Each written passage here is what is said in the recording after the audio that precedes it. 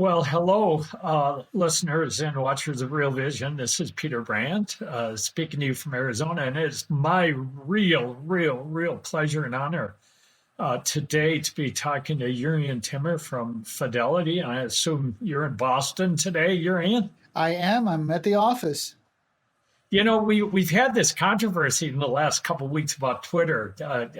In case somebody doesn't know that. But, and when I think of Twitter, I think of a lot of crazy things that happen, but I also think of those people who make just the most amazing contribution to the flow of information on Twitter. And I think of you, Jurrien. I'm this old guy who's traded for 47 years based on price charts and drawn squiggly lines and with a ruler. And you're a guy who lives in a world that's almost intimidating to me. I have to be honest with you. I'm in deep water talking to you. Well, thank you. By the way, I've got my ruler, and I even have this is my Fibonacci thingy from, 30 years ago. I still have it on my desk.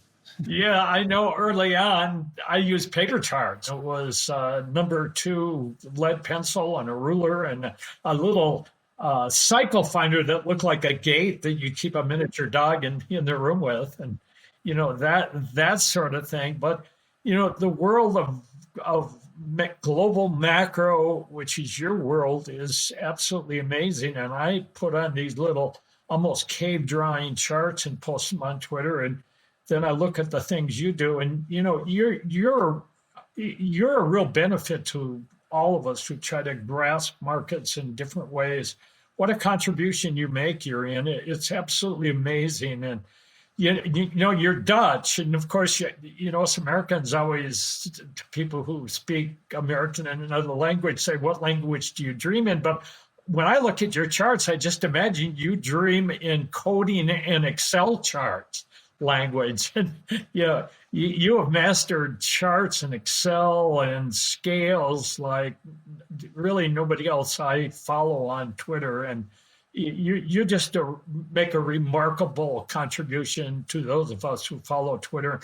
And I want to thank you for that. Well, thank you very much. That's very generous of you to say. And I do view what I do on Twitter, in a way, it sounds a little grandiose, but in a way I see it as a public service because, we're all trying to save for retirement. I mean, that's essentially what the investment business is all about. And the more informed decisions people can make, the better I think it is for everyone. That's part of the motivation is to just really create a high degree of information flow that is reliable, that's well thought out, that's unbiased, and rooted in history, which of course is what we have to go on. And by the way, all my charts are in Excel. So I'm not an Excel whiz. I don't really know how to write a macro very well, but I know how to make a chart. So that's good, I guess. Yeah, you sure do. That's an understatement. I must say that. Say something I'm always interested in when I interview people and speak to people in this form of chat for Real Vision is their background. How did you become interested originally in capital markets? It's a long story, but I am Dutch, as you pointed out. I was born and raised in Aruba. And I spent my whole childhood and my youth there. And then I came to the U.S. to go to college. And once I got here, I didn't want to leave. So my main mission upon graduating or before graduating was to try to land a work permit, because that's what us foreigners need to be able to work here. And I figured my only angle is my Dutchness. So I applied to literally every Dutch company that had an office in the U.S., whether they were in the financial industry or not. And I ended up landing, I got one job offer, and even that one, I had to call them. They rejected me, and I said, get me a work visa, sponsor me for a work visa, and I'll make it worth your while. And they fell for it. But that was ABN AMRO, or back then it was ABN Bank, Dutch bank in New York. And that's how I got into finance. I went into actually their corporate banking program, which is like the last thing in the world I'm interested in. But I figure I'm going to take what I can get. And then they opened a capital markets operation. I was hired into that. I ran a bond desk. I was executing bond trades for European investors. And that's how I got into the financial world. And I started looking at charts and I started writing. I do a lot of writing. Most of it is internal at Fidelity, but I do a lot of publishing and a lot of charting. And it was just kind of a coincidence in a way. And I've just basically run with that for the last 37 years. Wow. Well, Fidelity can be real proud of the work you do and the way you represent the firm and the excellence that, has long been associated with Fidelity certainly comes out in your work. We could ramble through here at random, which I really don't want to do. I really want to make use of the precious time that we have together. And the way I'd like to do it, Jurrien, is there's just a few of the tables and charts that I've seen you put out, either through the kind of public distribution of information that I get from Fidelity or on Twitter. A few of those charts really have kind of stood out to me as particularly interesting. The thing is, you post so many charts, and we could speak for hours on just, any given one. We could choose one and speak for hours and unfold things and unpack things. And we don't have that time. I'd like to cover a number of charts that really stood out to me. And the first one I want to point out is one that's titled "The Fed and the Market." The dominant fundamental that we have in the world today that we're talking about in equity markets and interest rate markets is what in the world is the Fed doing and how are they doing it? So I'd like to have you speak to that chart if you would. Yeah, so obviously the Fed has been forced to resort to kind of a shock therapy, if you will, to try to break the inflation fever, for the lack of a better term. 6 months ago, before the Fed turned really hawkish, the expectation was kind of that the Fed, obviously it lowered rates to zero during the pandemic. It started an asset purchase program of $120 billion a month. And as the crisis passed, at least economically speaking, but in I think in most ways the crisis has passed or is passing, the need was, or the justification was just no longer there to have a policy that was that accommodative. And before December, when we had that FOMC meeting in December, where the Fed really started to turn it up a notch and to change expectations, I think the thinking was the Fed would do like a 2015, 2016 tightening cycle, easy, gradual, quarter point per meeting until it got to neutral, which at that point was considered 2 to 2.5%. Then, of course, inflation ended up becoming a much bigger problem than expected. It was considered to be transitory, at least in the eyes of the Fed, and then it turned out to be much more persistent. And then we had the Russia-Ukraine conflict, which again amped up the inflation measure a couple of notches as well. And so as a result, the Fed has had to really go into warp speed, if you will. And so what started as a very gradual curve from 0 to 2 over the span of 2, 3, 4 years, all of a sudden is a very rapid move past neutral to about 3.25%, 3.5%, which is not, by historical standards, not that far above neutral. Historically, when the Fed has been tightening policy, it's gone 200 to 300 basis points above neutral, which would put us at around 4 or 5%. We're not there, at least not yet. But the Fed has been moving the goalposts and has been moving much, much faster. And that's been a shock to the system, of course. You look at the bond market, it's probably the worst bear market I think we've ever had at this point. The 10-year yield was 1% last year. It knocked on the door of 3% last week. It's down to 2 3/4 today. And the stock market, is getting the message as well. When the Fed is tightening policy, it needs to tighten financial conditions. That is the transmission mechanism for tightening the financial economy, which from there will presumably slow down demand in the real economy. And so the financial conditions index is an index that I follow very closely. And the stock market is part of that index, as are interest rates, credit spreads, and the dollar. And the only market that wasn't really paying attention to what the Fed was shouting out loud, which is, we're going to raise the cost of capital for everyone, was the stock market. The stock market fell right after Russia invaded the Ukraine, and then it bottomed and started to recover.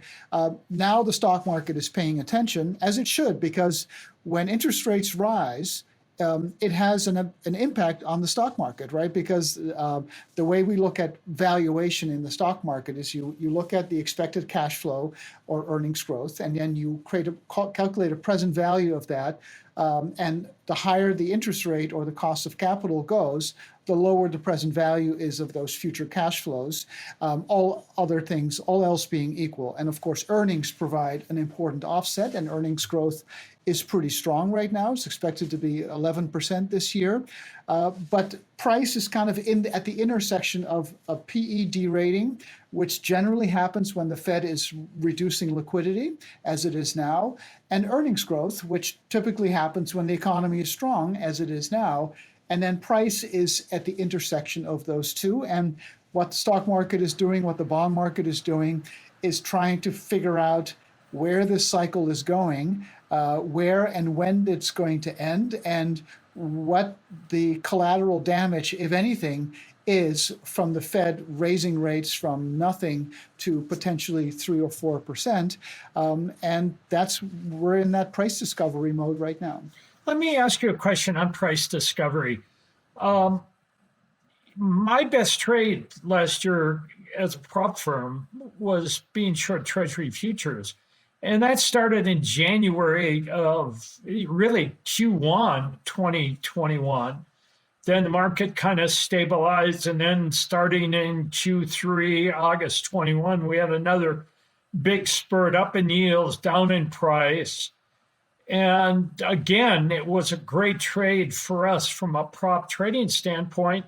And so we're, as a prop firm, doing really well betting on higher yields. And at the same time, the Fed it felt to us traders like the Fed was way, way behind the curve. And I just remember back in the 80s, oftentimes the Fed leading the parade, right? I mean, the Fed would come in with shock and awe, and and it would turn the market, and it would surprise traders. Where here, the traders that I knew were way ahead of the Fed, talking as early as December of last year about 10 years going to 3.5%, and the Fed still, dragging along the gutter with Fed funds rate. How do you read that? What in the world was that all about? Yeah, the cycle is a little upside down, it seems, but maybe not as much as it appears. But to your point, prior to the financial crisis, the Fed was not transparent, right? And my favorite example is the Greenspan Fed during the 1994 tightening cycle. I remember it very, very well. There were no dots. There were no, I don't think there were any minutes, at least they were not published. Nobody really made speeches. And as you probably know, Greenspan famously said that if you think you understood what I just said, then I wasn't expressing myself very well, or something to that effect. And so I have a chart of the 94 cycle, and I look at the forward curve at after every tightening that the Fed did. Remember, Greenspan started in February of 94 out of the blue at 3%. He hiked rates 300 basis points in 50 basis point increments, even in 75 basis point increments. All that stuff was unheard of these days prior to this particular cycle. And then Greenspan just stopped in November of 94 at 6%, and then he cut rates in 1995. It was a preemptive strike against inflation, and it worked. It's one of the very few, if not the only, soft landing that a full Fed cycle has ever produced. But the market was always offside, so it never knew what was coming. So every time the Fed tightened, the forward curve would ratchet up even further. And it was always steep, but it would just go up because the market really didn't know what was coming until the very end when it over expected, and then all of a sudden Greenspan, took his foot off the brakes. During the financial crisis, I think the Bernanke Fed probably rightly realized that forward guidance is an important tool. Like you can create a policy without really having to do much other than talk. And that's, the dot plot came out in 2012. And from that point on, the markets basically did most of the work for the Fed. And so right now we're in kind of this unusual position where the Fed has only raised rates once so far, and that was, in March. But the bond market is way, way ahead of the Fed. But in a way, the bond market is just doing the Fed's heavy lifting. And if you think about it, that actually makes a lot of sense because after all, what is the one rate that the Fed actually sets? It's the overnight Fed funds rate. Well, that's a rate that banks use to lend and borrow against each other.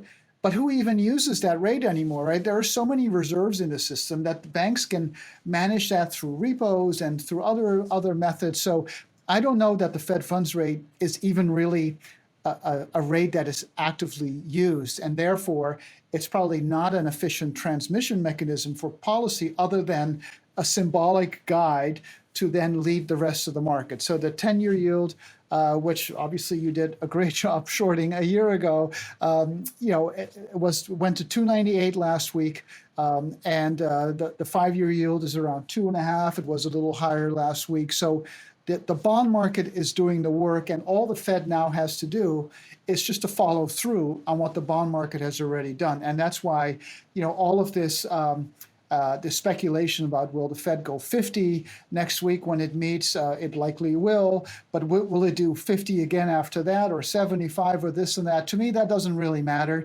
What matters is the terminal point of the cycle, which right now is around 3.25 in about a year.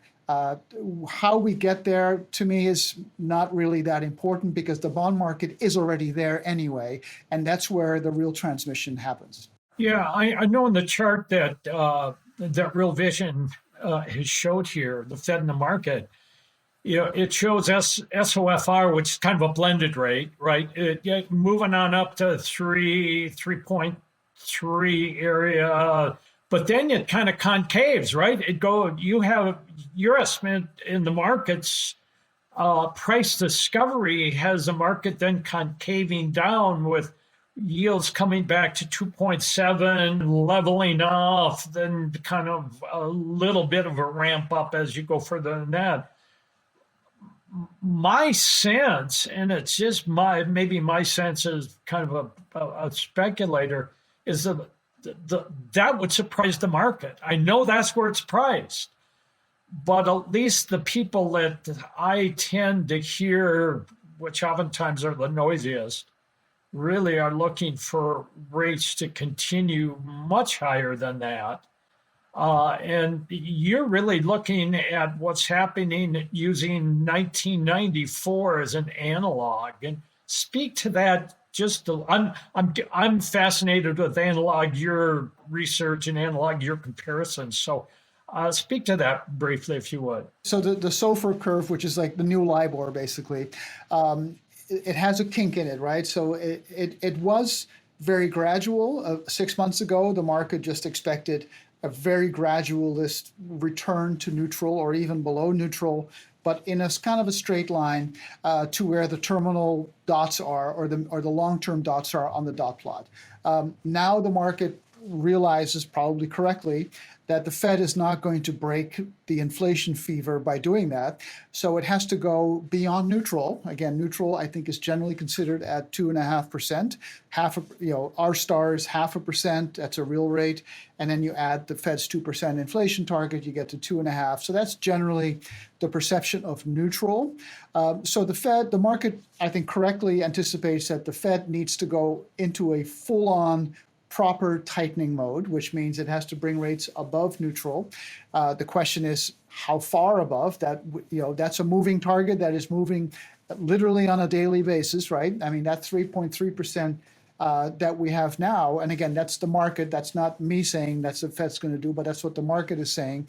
That 3.3 was maybe 2 weeks ago, and it was 2.75 a month ago. So it's a moving target. But what I think the market is saying is that in kind of the glass half full scenario, this will be like a Greenspan cycle in 1994. Greenspan went up 300 and down 75 because he declared victory. The preemptive strike was successful. The Fed is hardly preemptive this time, of course. It's highly reactive to a persistent inflation problem. But the glass half full interpretation is that the Fed will achieve its goal of breaking the inflation fever by going to 100 basis points above neutral or thereabouts. And then once that dragon has been slayed, it can go back to neutral, basically. And that curve, that concave curve, ends up at neutral after going above neutral. So that would be the best case scenario. The Fed beats inflation, it goes to neutral, because ultimately neutral is neutral, so that's where the Fed should eventually end up. The glass half empty, of course, view would be that the Fed has to shock the system so hard to break inflation that it will break something in the economy, that there will be collateral damage in terms of a recession, right? I mean, and the yield curve very briefly inverted a few weeks ago. It's uninverted since, but it's flattening again as we speak. So the glass half empty view would be that the Fed's going to break something, and that will force the Fed to then start easing again. But it's interesting that that kink in the curve, a month ago, the market expected the Fed to go up and then down 100 basis points from there. Today, it's up more and then down less after that. So that concave is becoming less concave. And so the market is kind of pricing in that maybe the Fed needs to stay up there longer in order to break inflation. And maybe that's what we're seeing play out in the financial markets. That I think the stock market was kind of in a state of suspended animation a few weeks ago, saying, yeah, the Fed will go tight, but it's not going to stay there very long, and then it will ease off. And when we put that into the discounted cash flow model over a 5-year horizon, we're fine. But if that backdrop changes to they're going to go tight and they're going to stay tight, that's a different backdrop. So maybe the market is coming to terms with that. Really, when we talk about the Fed raising rates to combat inflation, really, when you boil that down, we're really talking about cost of capital. And another one of the charts that you put up and shown us on Twitter, which is a remarkable chart, just really looks at cost of capital at various places along the yield curve, and the kind of depths that we're talking about, anywhere from, of course, the 5-10-year Treasury on out into high yield stuff, where we see bigger premium being placed on yields. What does that look like how does that play itself out then in terms of impacting inflation at various places along the economic curve? Yeah, so the Fed's mission right now, and it sounds harsh to say, but they are trying to raise the cost of capital for everybody. If you're a home buyer, your mortgage rates are going up. If you're even the government, your cost of borrowing is going up, in terms of treasury yields. If you're a company, your cost of borrowing is going up, whether it's high yield or investment grade. And if you're in the stock market, your cost of capital is going up because that's the input in the discounted cash flow model that goes into the denominator. And so the whole point right now is that the economy, the Fed can't do anything about the supply side of the inflation problem, right? It can't pump more oil. It can't ship more containers. So the Fed can't do anything about the supply, but it can do something about the demand. And it needs to slow down the real economy because, wages, home prices are probably the two main longer term transmission mechanisms for structural inflation, if that's what we're going to end up with. And so the Fed needs to slow that down, which is what it does basically during every tightening cycle. And when you look at mortgage rates, they're up 300 basis points. You look at treasury yields, they're up 200 basis points over the last 6 to 12 months. The only thing that didn't really move in terms of higher cost of capital until very recently was the stock market, because when you think about equity valuation, again, expected cash flows in the numerator of the equation, the cost of capital in the denominator. The cost of capital is comprised of the risk-free rate, so the 10-year treasury yield, although I'm sure many people would argue that that's not a risk-free rate, but that's a different conversation for a different day. And then you add to that the equity risk premium, which is like a credit spread for stocks, right? It's like, so it's the same idea. High yield spreads right now are 400. Historically, the equity risk premium has been around 400 as well. And what's happened recently, as treasury yields shot up, the equity risk premium has come down, leaving the overall cost of capital kind of unchanged at around 5%. And so the way you can think about this is if you plug in a 5% cost of capital into the DCF model, it spits out a present value, and that present value is expressed as a PE ratio, right? It's how much you're willing to pay for every dollar of earnings. If you plug in a 6% cost of capital, which I argue, which is where it should be, because that would be in line with where rates have moved for every other borrower out there, that spits out a PE ratio that's about 5 points lower than what it would spit out at a 5%. Another way of looking at that is if you overlay the PE ratio against the inverse of the 2-year yield. That was a great indicator during the 1994 cycle. You just had to follow the 2-year. And if you do the same thing now, the 2-year, so in yield is moving up and price is moving down. The PE ratio for the S&P should move in lockstep with that. And it did until it bottomed, and then it started to deviate. And now it's moving back in line with the 2-year yield. And if that pattern were to complete, it would leave the PE at around 15x, so 15 times forward earnings, which is the same math as saying a 5% cost of capital versus a 6%. So, at a few weeks ago, the S&P was trading at a 20-time forward earnings multiple. Today, it's at 18 times, so it's already adjusting this. But that's why I've been fairly vocal on Twitter saying, the market is not paying attention to what the Fed is telling us it wants to accomplish. Don't fight the Fed is a very old adage that the stock market was not listening to. Now it's listening. And to me, again, it comes down to the math of prices at the intersection of the PE and the E, right? So valuation and earnings. We know that the PE should come down because the cost of capital is going up. That's normal. It's what happens during this part of the Fed cycle. It's to be expected. And then price, is vulnerable up to the point where earnings are not offsetting that derating in the PE. And so the good news is that earnings are growing 10, 11% right now. It's not not as much as it was last year, but it's still a healthy earnings growth. So if the PE has to come down 20% and earnings go up 10%, then price only has to come down 10%, which basically it's already done. But that's how I think of the math of how to solve for a hostile Fed in terms of the liquidity environment being offset at least partially by still a pretty robust economy and a healthy earnings environment, and then prices at the intersection of those two. That is fascinating, and I really appreciate just kind of the understanding of P ratios and earning growth, and I appreciate your explanation there.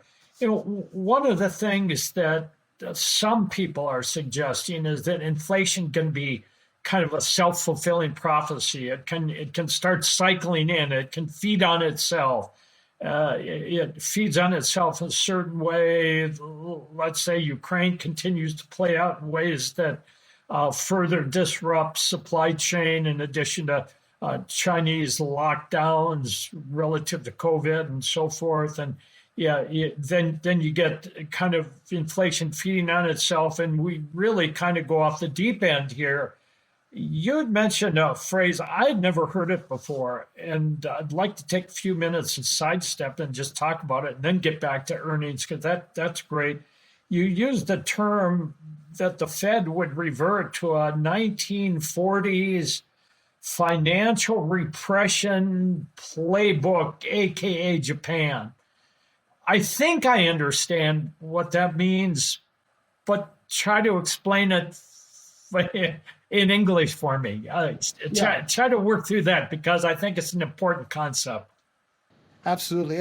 And let me start with the beginning of your question about inflation becoming a self-fulfilling prophecy. I think that is probably the biggest concern for the Fed right now, right? Like if it really is transitory, it's supply chain bottlenecks because of the lockdowns, and then the lockdown ends.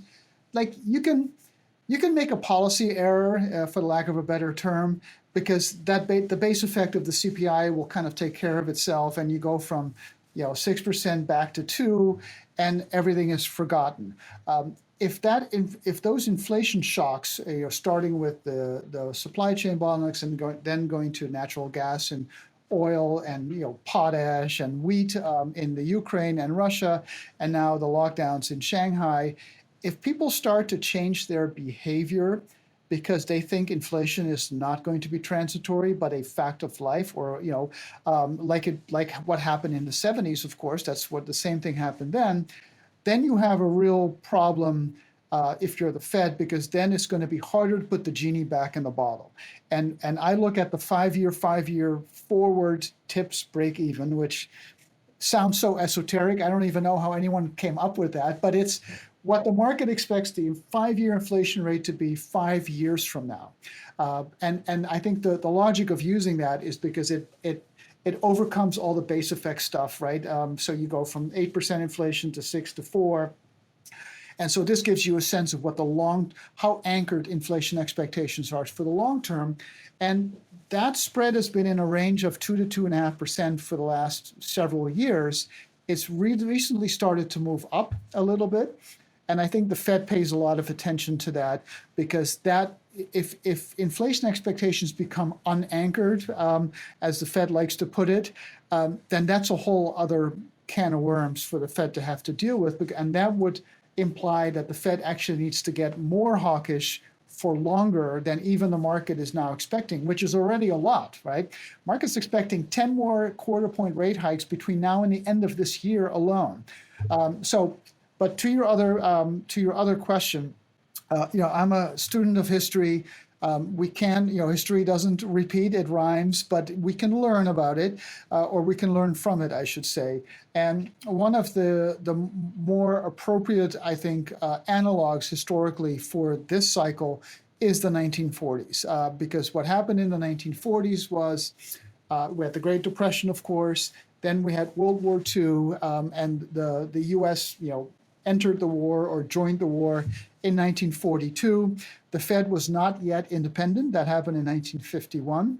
And of course, the fiscal impulse was gigantic because the whole country was being mobilized to enter a world war. So the debt to GDP went up, I think, threefold, from about 30% of GDP to 120%, fourfold, I should say.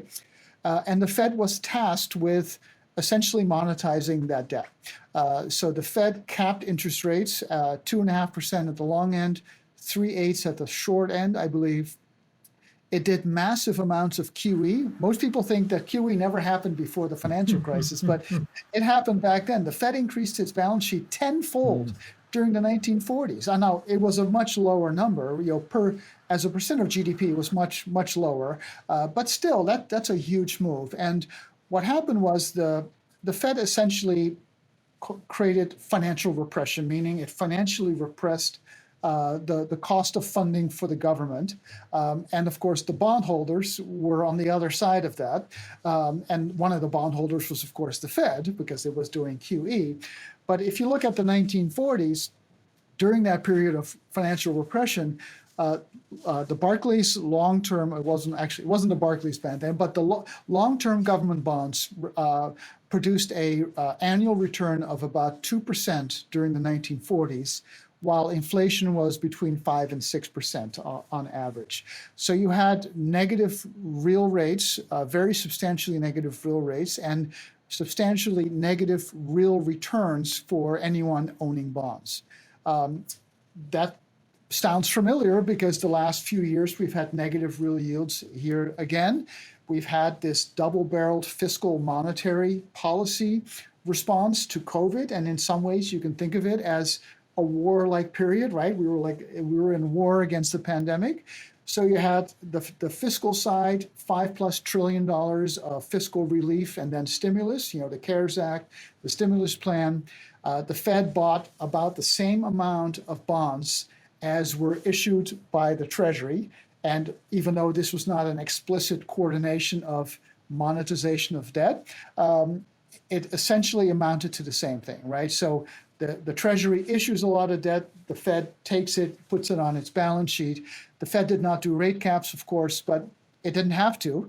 But I think the reason you're asking this is that it's a legitimate question to ask that if yields really, keep rising here, and the 10-year goes to 4% or 5%. That's not a prediction. I don't expect that to happen. But let's just say, for the sake of argument, that were to happen.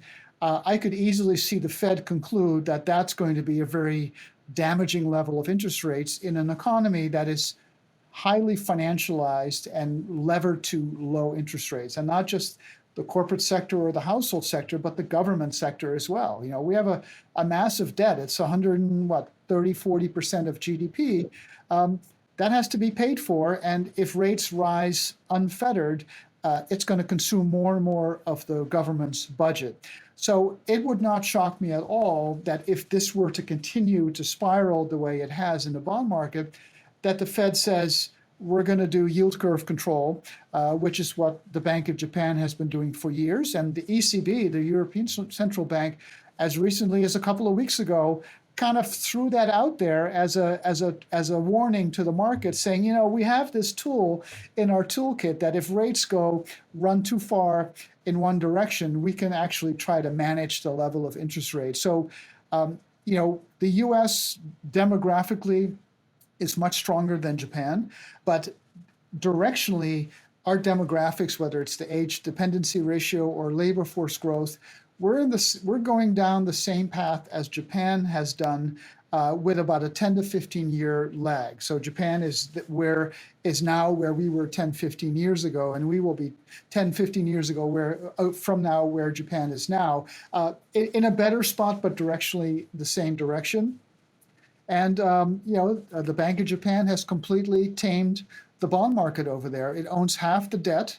There are days where the JGB market doesn't even trade. It's like it's not really a viable market anymore. And the annualized volatility, I found this really interesting. The annualized volatility on long-term JGBs is 3. The annualized volatility on long-term treasuries is 11. And so the Bank of Japan has completely tamed that beast, and it owns half the stock. I'm at an age where basically nothing shocks me anymore. But that certainly wouldn't shock me if the Fed just at some point says, forget about QT. We're going to keep buying bonds or changing the maturities in order to kind of control the level of interest rates. And we'll see if that happens. I don't think it's imminent, but that could be the next cycle if rates really become kind of unanchored here.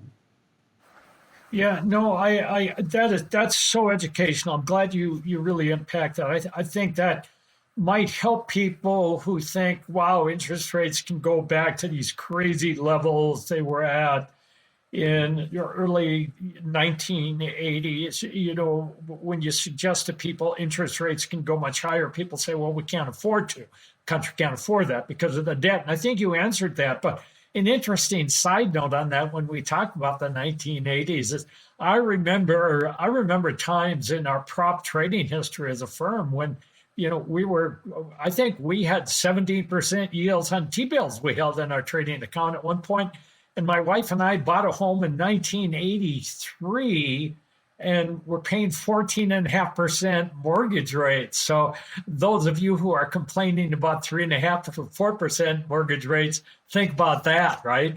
That's crazy. You talked a little bit, Jurrien, and I'd like to go back there just about the intersection of P ratios and earnings per share. And you talked a little bit about that earlier, but with the chart up, I'd like to have you kind of give us a little bit more insight into what you're showing here. So I think this is a crucial part to understand how the market cycle kind of ebbs and flows. So, and actually this reminds me of, 2 years ago, during the heady days of the pandemic lockdown, and the market was down 35%, and then it came roaring back, in part because of the policy response that we just talked about, both fiscal and monetary. A lot of people were scratching their heads saying, this market is so divorced from reality that there's no way the market should be recovering when everyone is home dying of a pandemic. I'm exaggerating a little bit, but certainly everyone was home. And at the time, as weird as it felt, when you look at the history of how market bottoms are formed, it actually made a lot of sense, because what happens is the market is always discounting the future. Now, it doesn't always discount it correctly, right? And it's always a moving target, right? What the market was discounting 6 months ago from the Fed is not what it's discounting today from the Fed. So it is a moving target, but what typically happens is the stock market bottoms, meaning the price bottoms, the PE ratio bottoms, and then usually several quarters later is when earnings bottom and begin to recover. And that's because investors are always discounting the future. And that's what happened during the financial crisis. It's what happens during most bottoms, not all of them, but most of them. And it's what happened in 2020. Price bottomed in March of 2020, and earnings bottomed in the third quarter. During that 2-quarter period where price is going up but earnings is still going down, by definition, the PE is coming down. The PE is going up, sorry. And that makes it look like a bubble, or it makes it look artificial. It's all the Fed's fault for pumping money into the system. But basically, that's the sequence of how the cycle works. And then as earnings bottom, 6 months or 9 months later, the price still keeps going up because now it's supported by earnings. But the PE starts to come down because the earnings, the denominator is lifting, price as well. And so in this chart, you can see the year-over-year change in earnings and the year-over-year change in the PE. And so, like chapters in a book or seasons in a year, we're at the stage where earnings growth has peaked. That was last year. Earnings growth was 50% last year, which is an enormous number. It's going to be probably about 10% this year. And we're in that cycle, as we talked about earlier, where the PE comes down, because when the Fed is tightening, it's raising the cost of capital, which depresses the PE ratio. So we're at that balance of earnings growth is slowing, but it's still positive. So it is an offset. But the question is how much of an offset it is. But, like 1994, like 2015, which was also a tightening cycle, or the start of it, oftentimes when this is happening, when this dynamic happens, the market's in a holding pattern and corrections are more likely because you don't have that supercharged earnings growth, leading you higher. We have earnings growth, but it's not supercharged anymore.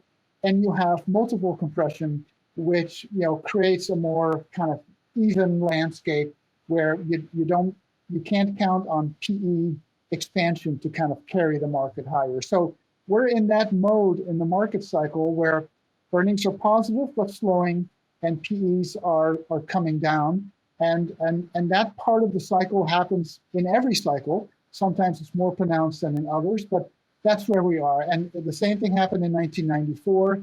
When Greenspan was raising rates from February to November of that year, the S&P was sideways.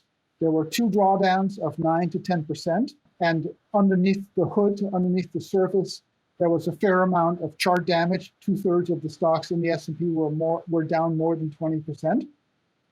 And there was a massive PE derating of 9 points at the time, but it was offset by earnings growth, and therefore price was essentially sideways for a year. I think that's a pretty good benchmark for what we have been seeing in recent months and what we may very well continue to see in the coming months. It's at the intersection, and I think the risk for the stock market is not that the PE comes down, because that's what's supposed to happen, but that the earnings story either doesn't materialize because inflation is eroding profit margins or something like that, or that the Fed raises rates so much that it breaks something, and then you start getting a problem in the earnings story because the economy is then weakening. And to me, that's the risk in the market. I don't think it's the primary risk, but the risk is that you get the PE derating without the offsetting earnings growth, and you just get, if the PE goes down 20% and earnings growth doesn't materialize, then the price has to go down 20% by definition. And again, that's not my base case, but that I think is something that the market is trying to run through its mind. That's a great model. It's a great way to just visualize it, right? It's a yo-yo in each hand, and they're kind of counterbalancing other. It's the waves that are coming back off the shore in the ocean, which kind of flatten out the waves that are coming in. It's the intersection of water, and I know that you've got some interesting artwork behind you, and you're Dutch, and of course we think of painters being our Dutch masters, and what comes to mind, Jurrien, is that you are the Dutch master of metrics. And so I love how you live in this world that just really takes apart all of this data and so forth. And by the way, that's my own art on the wall. I'm an avid amateur photographer, so I'm always taking pictures. So I figured if I have to go to the office, I might as well hang up my own stuff there. So. Yeah, it's good looking stuff. You're talking a little bit about earnings, just real briefly, and I know you've covered it all, but just if you have any final comments about earnings, looking at that chart, this would be a great time to kind of add those. Yeah, so we're in the midst of earnings season, and we've had some pretty big misses. We know who they are, but by and large, earnings season actually has been pretty good so far. About 100 companies have reported out of the 500. 70% are beating estimates by about 700 basis points. That's actually fairly typical usually companies will underpromise and overdeliver, right? So usually the estimates come down leading into earnings season, and then companies, lo and behold, beat the estimate. They all earn their bonuses, and then the number goes up. And so, during the pandemic, of course, it's been a very unusual period of earnings quarters because there was no visibility. Companies were not giving out guidance anymore. So it was anyone's guess as to what earnings were going to be. So I think that's normalizing now. But, a lot of the earnings gains have been in energy, of course, which is very predictable given what oil prices have done. But the earnings gains are actually fairly widespread. And I think all sectors are seeing upward revisions by and large. And so the earnings story is going to be the key underpinning for the market to find its footing again, right? Because again, like we just talked about, there are cycles where the market goes up because earnings are going up, but also because PEs are going up, right? And that gives you like a leveraged increase because the earnings are getting more traction in terms of price. We're not in that cycle right now. The PE is coming down, and so it really comes down to how robust the earnings situation is in order to conclude what the slope of this market is going to be. And I think so far the earnings story is pretty good and probably better than I and many other people expected, because you think about the inflation problem. Consumers at some point, have taken up on that load for the most part because they had money to spend. They have jobs, right? If you have jobs and savings, you're going to be able to have some spending power. But the risk is that at some point the consumers say no more, and then companies have to absorb those extra costs into their bottom line, and then the profit margin comes down. We're not really seeing that. The operating margin's around 13% in the S&P, and that's the highest it's been in years, and there's been no give back yet, even with this inflation problem hanging over our heads, at least not yet.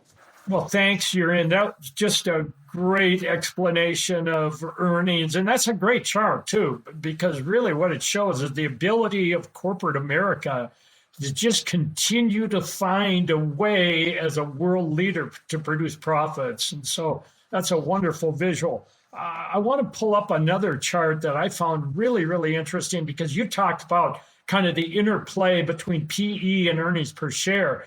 We also, in terms of asset flows, what I think is really important when people ask the question, so who's going to step in as the buyer now of equities now that the Fed has kind of stepped out, is the interplay that we have in terms of money flows in and out of the stock market versus money flows in and out of fixed income, in and out of the treasury market. You have a chart there, where's the bubble, to which I think you're trying to point out and say, there are buyers, because you're making the point that as money comes, we had a tremendous amount, $3.5 trillion into treasuries, I think is what you cited since 2008. And some of that money is going to be going out and talking about really a source of buying for the equity market that would continue to prop it up. So maybe you make some points on that chart, if you please would, Jurrien. Yeah. So a couple of points here. So the main, so we look at the market, the stock market, since the financial crisis in 08, rose something like 500%, like fivefold, a massive run. And people like to say that's all the Fed, it's all bubbles and everything. But that 500% came really without much what we call retail flows, so end investor flows, right? You look at accumulated flows into mutual funds and ETFs from the financial crisis until now, it's only about 560 billion, which as a percentage of the $40 trillion market cap is tiny. It's like 1.5%. It's like nothing.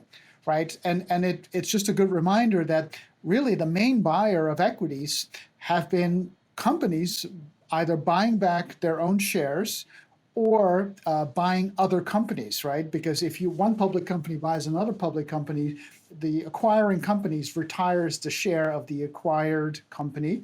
And so you add up those two things together, buybacks and M&A, it's in the multiple trillions of dollars. I think the number is $14 trillion since the mid-2000s. So a massive number.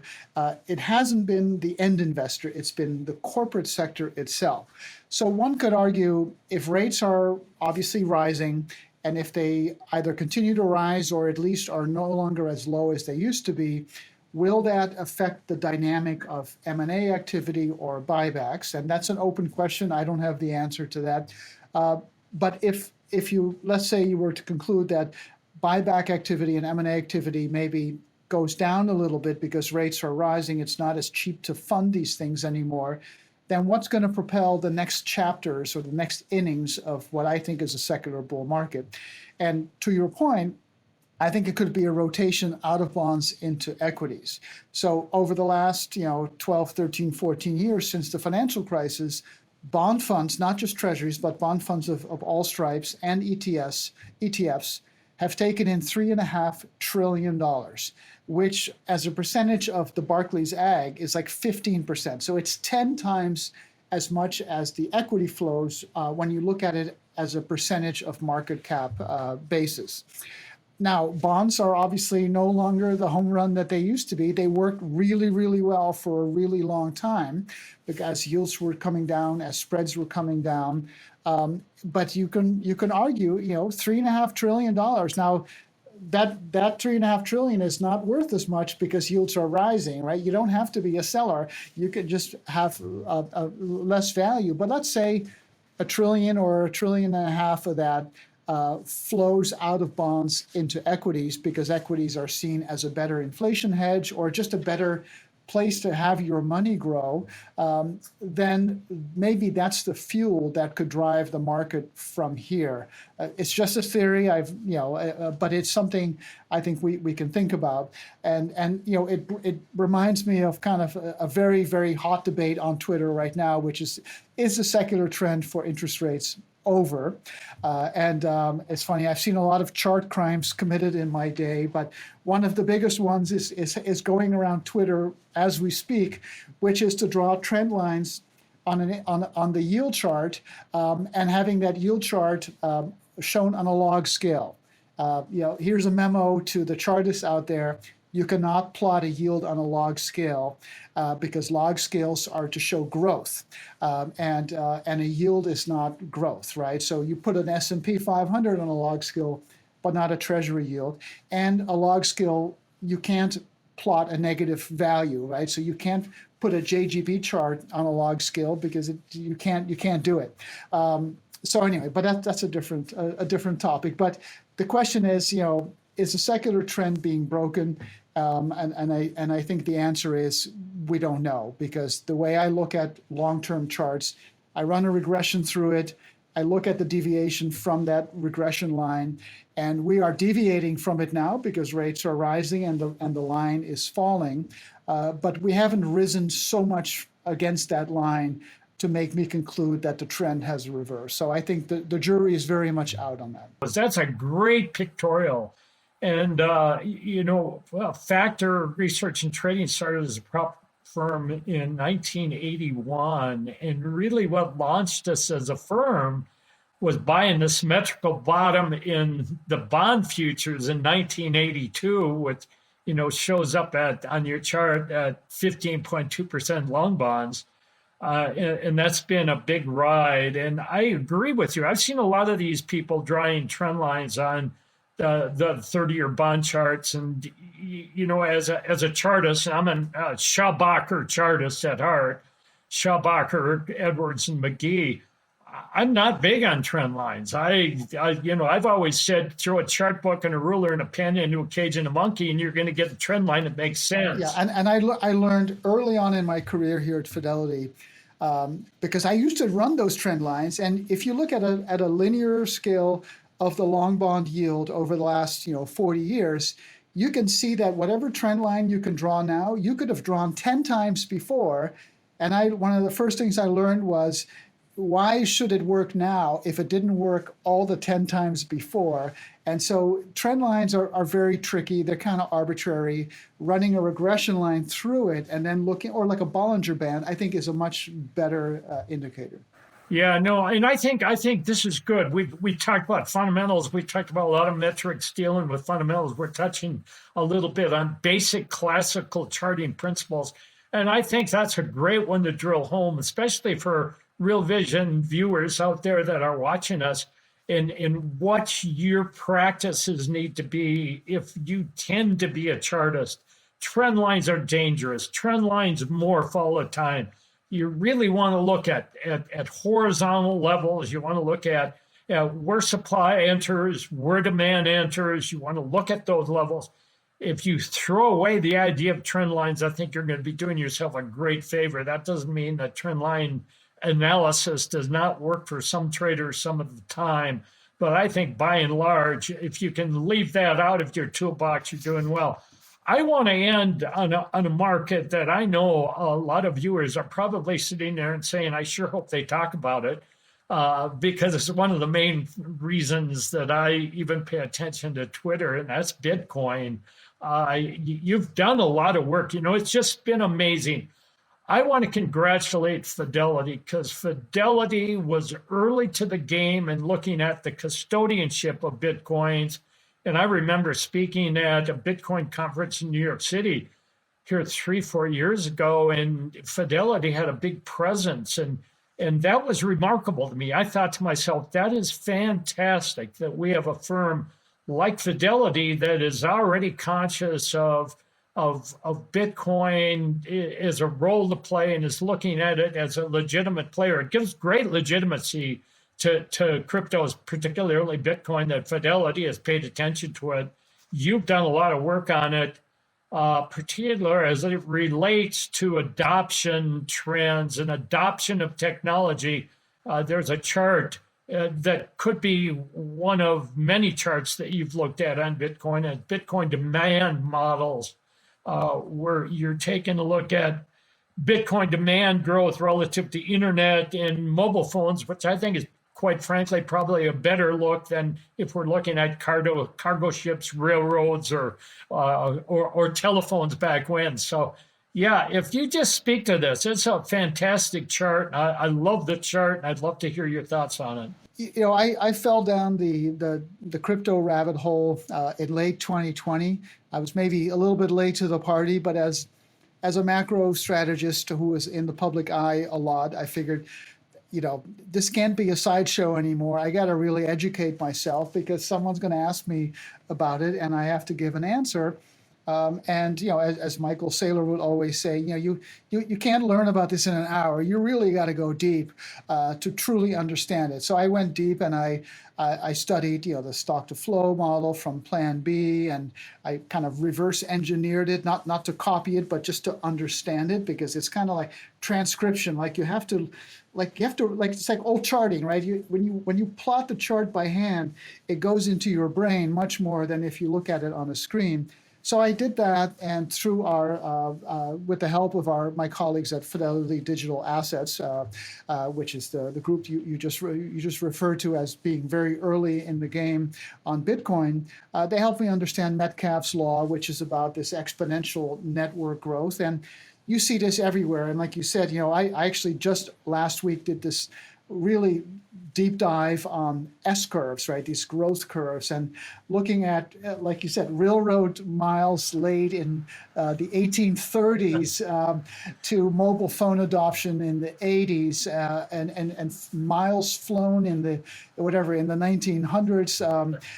You know, so I have like probably 50 different curves, and I line them up and I look at where the Bitcoin network, you know, what it looks like based on those curves. And those curves they're called S curves. And so they, on the log scale, they go straight up and then they become asymptotes. They become, you know, as the penetration rate matures, it becomes more horizontal. And I think Bitcoin and Ethereum are still early on that curve.